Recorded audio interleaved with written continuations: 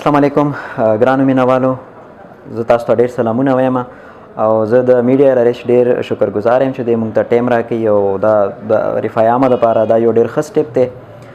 نن زه تاسو ته د موسم مطابق یو څو خبرې کوم. سکین سره چې کوم تعلق ساتي، خشکي په باره کې زه نن تاسو ته خبرې کوم. اسپیشلی د سر خشکي، د لاسونو د جسم خشکي ډېره کامن مسلې په ژمي کې.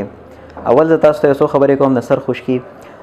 دنیا کې داسې سړی یا داسې زنانه بني چې دغه په سر کې خشکي نه، د چا ډیره، د چا لږه، د چا فیملیز کې داسې خلک چې ډیره زیاته خشکي، دونه خشکي چې په دې وروځو کې، په ګیرو بروتونو کې، ایون په دې سینه باندې هم راځي. لکه دا یو ډیر کامن شی دی او دا داسې څه بیماري نه ده چې یاره تاسو مثال دې ته پریشانه شئ چې یاره دا خشکي داسې د بیماري نشاني ده یا داسې. دا یو نارمل شی دی. دا ستا د سکین د صحت، د ستا د ویښتو صحت دپاره دا ضروري.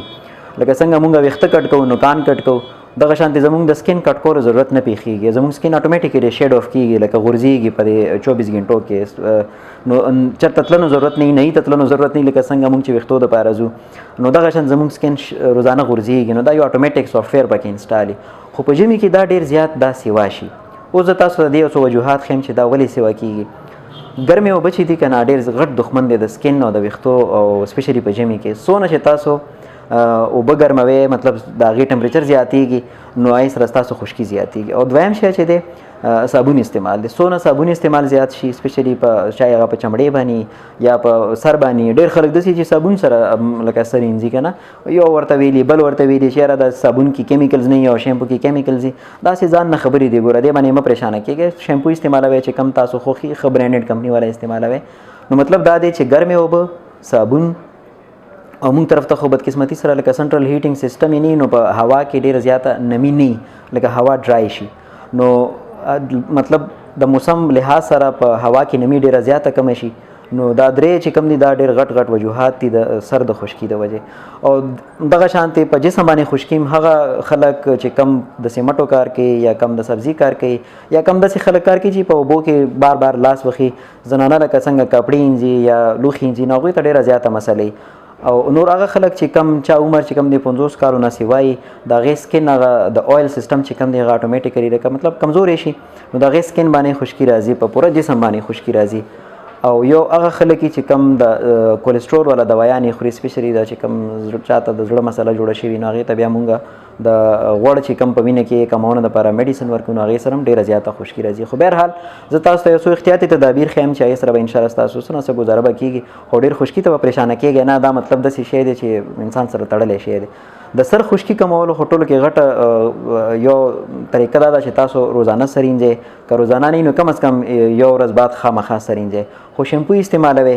بیا د شیمپو کې څه د میډیکیټډ شیمپوز دي، په کیټوکونازول په نوم باندې راځي که نه، مطلب کیټوکونازول پکې موجود دي، مختلف برانډز دي. دا تاسو په هفته کې 2 ځله 3 ځله استعمالولی شئ. او کوشش کوئ چې ډېرې یخې اوبه هم نه وي او ډېرې ګرمې هم نه وي. معمولي تړمې اوبه چې کومې دي سره تاسو خپل سر وینځئ. او تیل هم پکې لګولی شئ چې زیتونو تیل تاسو خوښي، کم تیل مطلب څه بده خبره نه ده. دا مطلب د سر دپاره چې کوم دي د یو څو خبرې دي. او د جسم خشکي چې ده د هغې کمولو دا ده چې تاسو کوشش کوئ چې ګرمې اوبه ډېرې نه استعمالوئ او ډېر صابون سره انځل مه کوئ. څونه تاسو داسې صابون استعمالوئ چې هغه ډېر ډراینس نه کوي. لکه تاسو وګورئ که نه، یو صابون داسې چې تاسو مخ او لاسونه ورسره وینځئ تاسو ته محسوسیږي چې یاره هغه غوړ پکې پاتې، مطلب داسې ډېر ډراینس صابون چې کوم دی هغه مه استعمالوئ. برانډ نومونه به زه دلته ځکه نه علم چې مناسبه نه ده، خو کوشش وکړئ چې کوم غوړ صابون تاسو هغه استعمالوئ. او که چاته ډېره زیاته مسلې که نه د جسم د خشکي، نو تاسو شیمپو بیا استعمالولی شئ جسم دپاره. یو اسانه طریقه زه تاسو ته دا ښیم. او دغه شانتې هغه خلک چې چا مطلب تاسو ته ما مخکې وجوهات وښیلو چې چا سکین ډرای، لکه فیملی، بعض فیملی کې سکین ډرای یا بچپن نه یا نو ساده ویزلین چې دي تاسو دا استعمالولی شئ. کله تاسو ولمبئ په لوند جسم باندې ویزلین یا زیتونو تیل یا ایسم نه که نه کور کې ایون د کوکینګ آیل هم تاسو ضرورت مطابق دا مطلب جسم دپاره استعمالولی شئ. نو دا چې کوم دي دا غټ غټ او ډېر زیات ایټر پورې نږدې مه کښېنئ. کوشش کوئ ګرمې اوبه ډېرې زیاتې مه استعمالوئ. موږ داسې ګرمې اوبه استعمالوو چې خوند کوي، هغه خوند والا ګرمې اوبه مه استعمالوئ.